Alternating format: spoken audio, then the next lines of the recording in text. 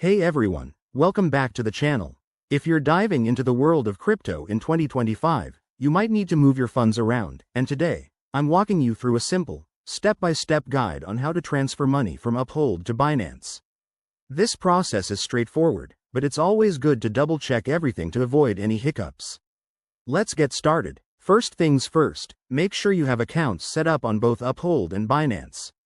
You'll need to verify your identity on both platforms if you haven't already, as security is a big deal in 2025 with all the new regulations.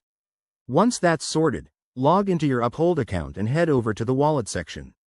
Here, select the cryptocurrency or asset you want to transfer, like Bitcoin or Ethereum. Next, switch to your Binance account. Go to the deposit page, choose the same asset, and generate a wallet address. This is crucial. Copy that address carefully because it's your destination for the funds. Now, back in Uphold, find the withdraw or send option for your selected asset.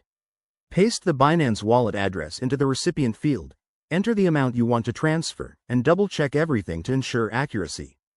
Before you hit confirm, take a moment to review any network fees or minimum transfer amounts, as these can vary in 2025 due to updated blockchain protocols. Once you're ready, confirm the transaction, and Uphold will process it.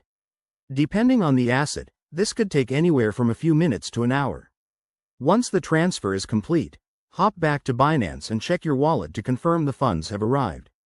If you run into any issues, like delays or errors, reach out to the support teams on both platforms. They're usually pretty responsive. And there you have it.